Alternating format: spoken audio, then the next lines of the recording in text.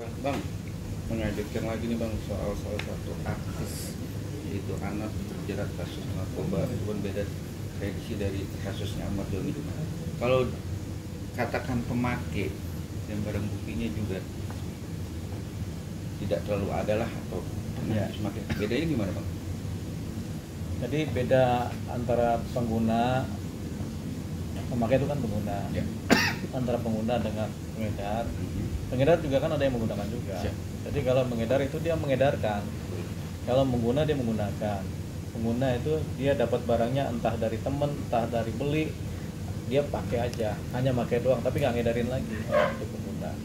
Pengguna pasalnya pada umumnya memang ada pasal barang siapa memiliki ya.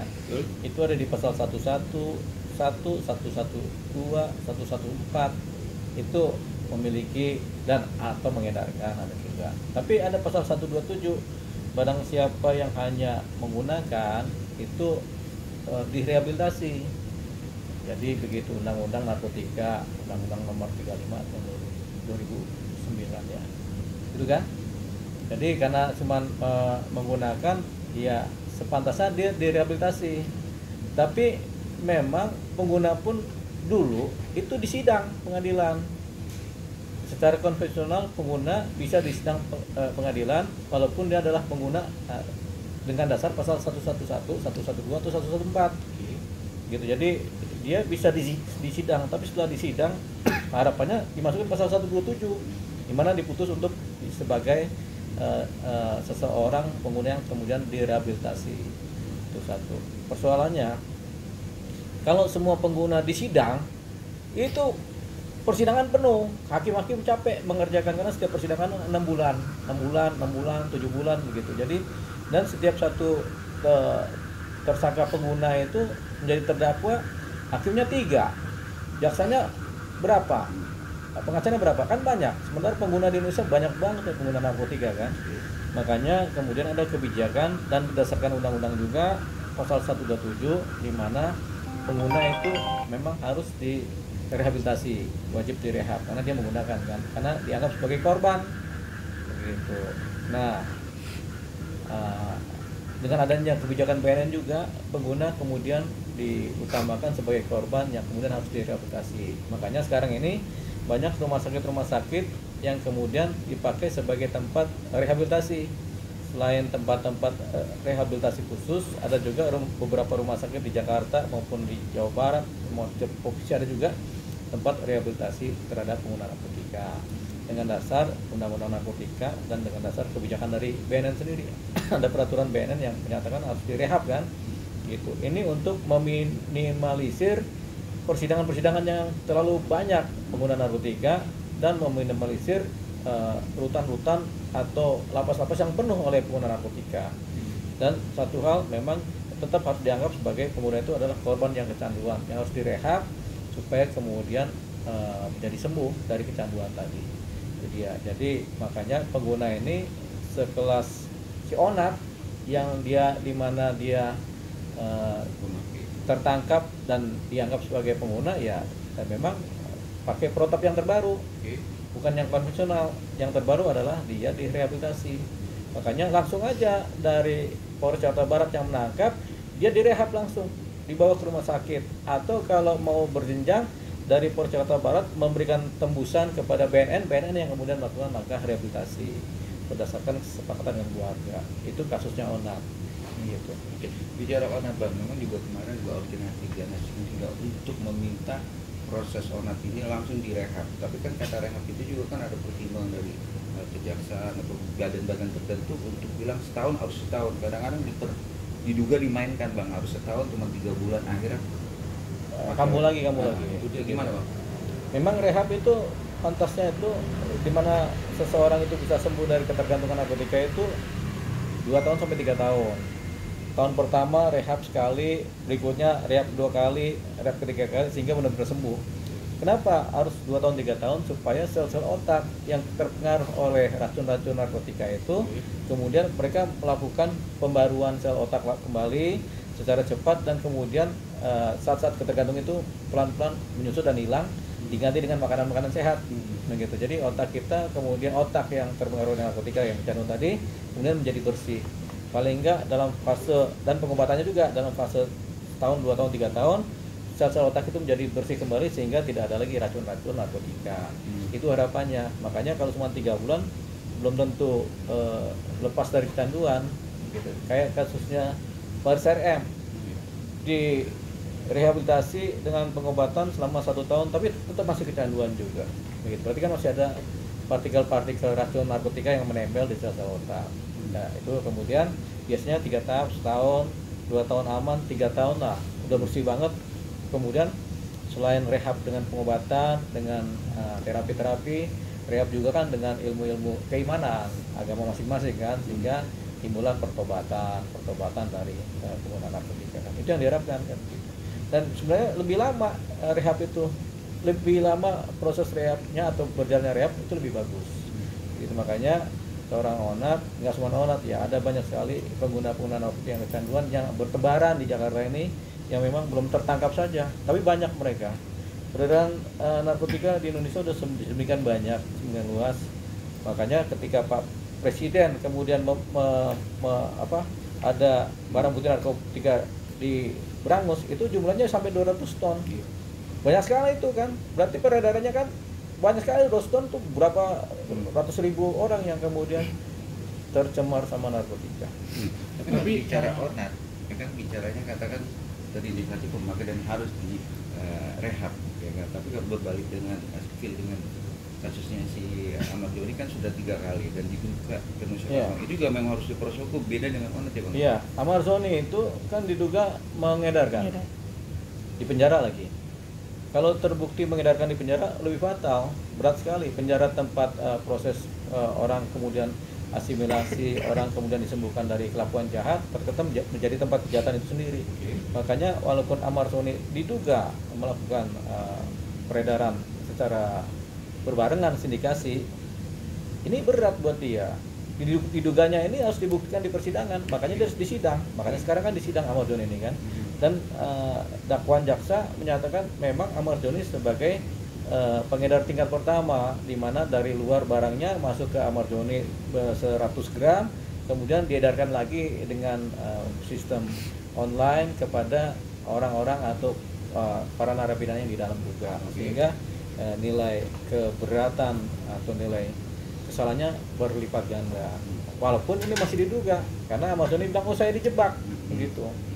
Tapi nggak cuma Ahmad Joni yang akan bilang saya dijebak, hampir semua pengedar narkotika kalau ketangkap selalu bilang kami dijebak, gitu. Jadi makanya kenapa harus disidangkan. Jadi ada prejudis tidak bersalah, ada prejudis bersalah. Dalam hukum kita harus memakai prejudis tidak bersalah. Tapi kalau ada dugaan melakukan tindak pidana peredaran, ya kita juga menduga ini bersalah juga. Tapi dalam bentuk dugaan, karena ada apa? Ada bukti-bukti yang dipaparkan oleh jaksa, begitu. Jadi itu dia. Jadi perbedaan antara onat dengan Ahmad Joni adalah onat menggunakan dan terbukti menggunakan yang bagusnya ada di rehab. Ahmad Joni adalah pengguna sekaligus diduga pengedar. Ini harus dibuktikan pengedarnya dulu. Kalau pengguna sudah pasti kan, karena sudah positif. Di penjara positif kan. Nah, pengedarnya harus dibuktikan bahwasanya apakah dia pengedar apa tidak. Ini nanti ada unsur peringan atau pemberatnya. Kalau dia pengedar dan terbukti faktual dia pengedar, lebih berat lagi hukumannya. Yang tadinya 10 tahun bisa ditambah lagi jadi 20 tahun, bisa hukuman mati juga, karena 100 gram kan besar, 100 gram itu besar. Jadi konotasi untuk netizen bilang harus direhab, harus diobat tidur, ikutin proses hukumnya dulu, bersalah atau tidak. Oh iya, kalau si onat itu karena dia bukti faktualnya menggunakan, ya sudah langsung direhab aja, mengurangi beban biaya persidangan, membuat dia cepat sembuh. Di sidang bertele-tele, ada pengacara, ada ribut-ributnya, ada jaksanya, sehingga timbul kegoncangan-kegoncangan. Kalau si Ahmad Joni karena diduga pengedar, ini yang berat karena dampak sosialnya tinggi banget, dampak kerugian sosialnya tinggi banget buat masyarakat di lapas. Itu baru lapas kan, belum di luar lapas kan, dampak kerugian sosial kemasyarakatan sumber daya manusia ini tinggi banget, sehingga walaupun dia masih diduga mengedar, dia harus dibuktikan pengedar apa tidak. Kalau memang terbukti pengedar, hukumlah yang seberat-beratnya. Bang, terkait penyalahgunaan narkoba ini hukumannya berapa sih? Pasal apa gitu nantinya? Kalau kan udah dinyatakan kalau tidak salah itu positif gitu. ya gini, hukuman penggunaan narkotika ini kan variatif. Kalau pengguna ini kan sekarang kan lebih banyak direhab. Pasal 111, 112, 114 tergantung juga kelas narkotikanya, obatnya kelas 1, kelas 2, kelas 3, golongan 1, golongan 2. Yang berat golongan 1 itu berat. Nah, tapi kalau dia pengguna sekarang itu kan lebih dominan untuk direhab. Tapi kalau dia pengedar, nah ini masuk klasifikasinya. Ada yang 10 tahun, ada yang sampai 20 tahun, ada yang sampai hukuman mati. Kalau ininya berat. Jadi ancaman terberat kan hukuman mati pakai undang-undang narkotika.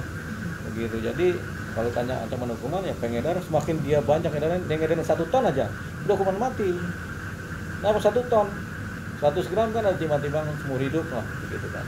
Apalagi kalau terjadi residivis, pengulangan tindak pidana yang sama begitu.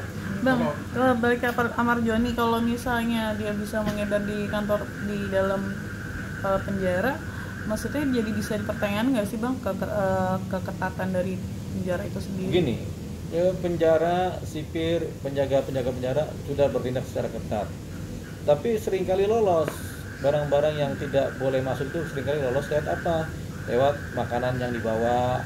Nah, misalnya ada roti udah dibelah-belah nggak ketemu, ternyata diselipin rotinya ada, atau di nasi dicampur nasinya tumbuk-tumbuk ditusuk-tusuk tetap nasi, ternyata ada selipan yang putih-putih dalam bungkusan ternyata ada. Jadi tingkat kelolosannya tinggi karena banyak makanan yang masuk atau pada saat kunjungan seringkali terbawa oleh pengunjung lewat jalur makanan yang dibawa, lewat jalur alat-alat yang dibawa, seringkali terselip gitu.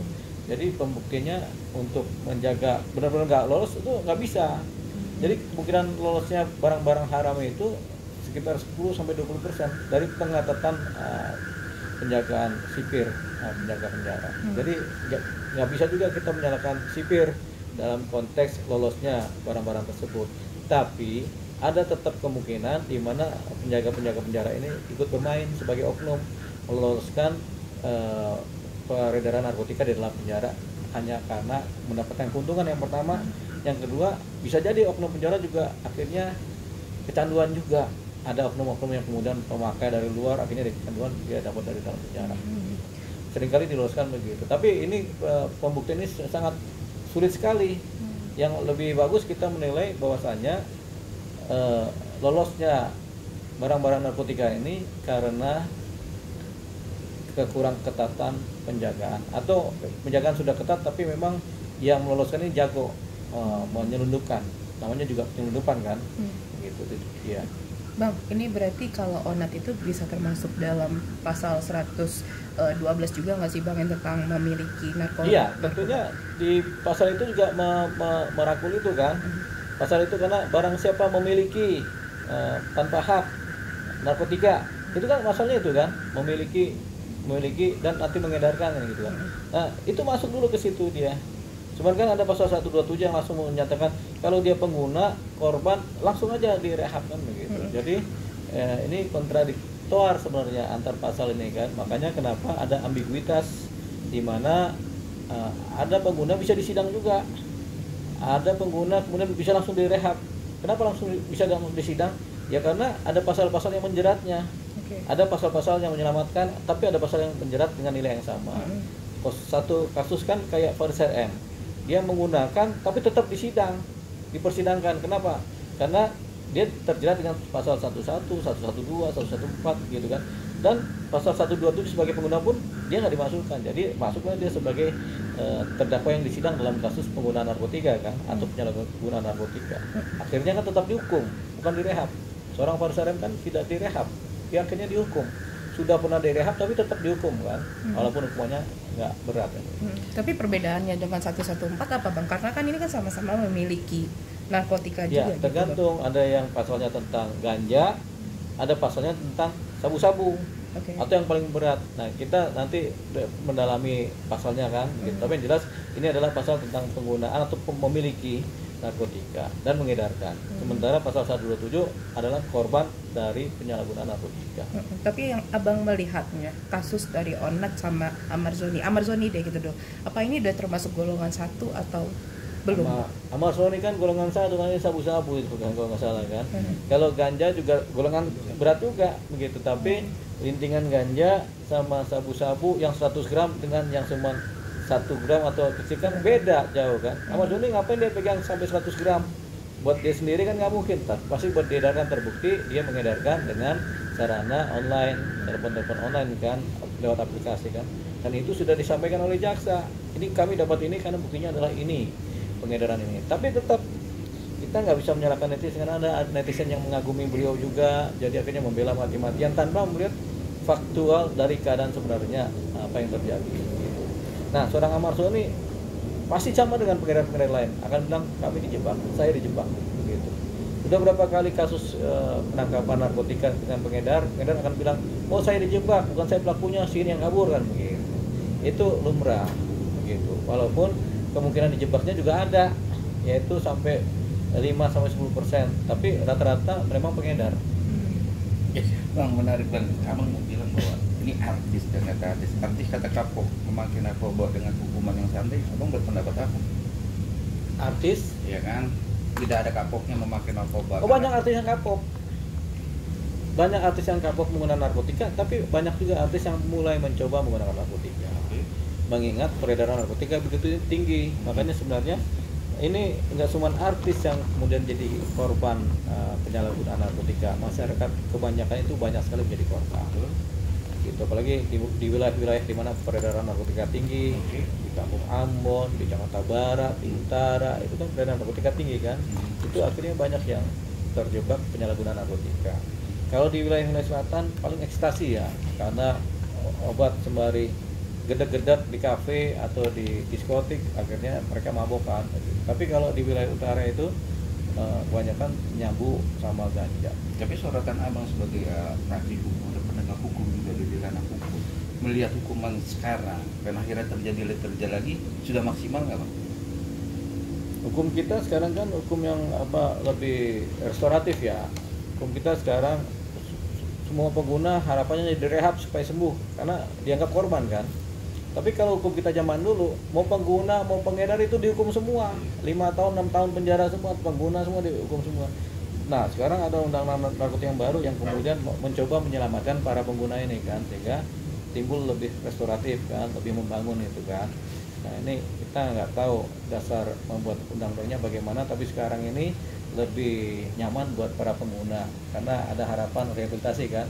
Make ketahuan baru, oh ya saya direhab dong supaya saya kecanduan begitu. Padahal ada hukum yang tegas di masa lalu di mana pengguna pun dihukum, sehingga peredaran narkotika sebenarnya tertekan pada waktu itu.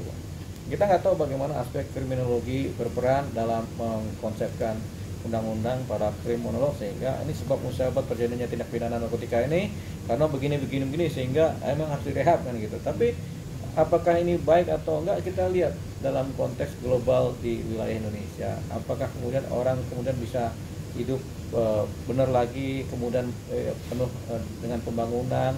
Tapi kalau narkotikanya banyak yang kecanduan kan rusak juga generasi kan. Jadi kalau kita memaafkan juga para pengguna ini, tampaknya akan makin banyak orang baru yang menggunakan, karena mereka beranggapan kan kami pengguna kan, kami harus direhab gitu. Resikonya cuma bayar itu kan, bayar biaya rehabilitasi yang besar-besar itu kan, tapi kalau mereka sanggup kan kenapa enggak kan begitu. Inilah sisi negatif dari undang-undang ini. Tapi setuju dengan kata BNN bilang bahwa ada efek jerah Ahmad Joni dilimpahkan ke masyarakat banget. Oh iya, efek jerah buat Ahmad Joni, tapi orang yang lain kan karena nggak ngalamin kan nggak jerah juga gitu. Jadi harapannya efek jerah bukan hanya buat Ahmad Joni atau yang terlibat, tapi efek jerah itu harapannya menyentuh kepada para pengedar-pengedar yang masih berkeliaran. Harusnya begitu. Makanya kalau mau timbulkan efek jerah, dihukum mati, tembak gitu kan. Hukuman mati, siapapun pelaku narkotika mau besar kecil, tembak mati, yang di luar ketakutan. Kalau sekarang kan ribut, sidangnya panjang, sehingga ada potensi juga di dalam juga bisa ngedarin. Jadi orang akhirnya tetap ngedarin aja udah. Jadi the show must go on dalam peredaran narkotika kan. Tapi Bang, gimana dengan statement dari BNN dulu Bang yang pernah bilang bahwasannya nggak perlu menangkap selebritis karena bisa jadi bumerang dengan adanya ini, bukannya menjadi makin bertambah gitu untuk pemakaian narkoba dari kalangan selebritis. Kan statement pejabat BNN yang sebenarnya itu statement pribadi kan, kebijakan pribadi dari pejabat BNN yang memang sedang menjabat. tapi kebijakannya pribadi, yaitu ya udah jangan diekspos supaya nanti nggak rame kan begitu kan, jadi diredam kan begitu kan. Jadi itu kita belum tahu tuh akibatnya seperti apa, apakah menguntungkan ataukah malah berdampak negatif. Apakah berdampak positif, apakah berdampak negatif kita belum tahu, tapi jelas statement itu ada, tapi dampaknya seperti apa kita belum tahu. Apakah bagus buat kalangan artis apa tidak, tapi yang jelas siapapun memang yang terjerat narkotika, yang terekspos, memang harusnya mereka menyadari perbuatannya. Kemudian yang terekspos ini menjadi pelajaran buat kita-kita yang tidak terlibat narkotika supaya kita lebih berhati-hati. Karena peredaran narkotika itu tidak jauh-jauh, ada di sekitar kita juga, makanya harus dihindari. Kemauan pribadi, insting paling dalam di mana hidup harus baik dan kemudian bermartabat, itu yang menciptakan kita jauh dari narkotika. Oke, sip, cukup.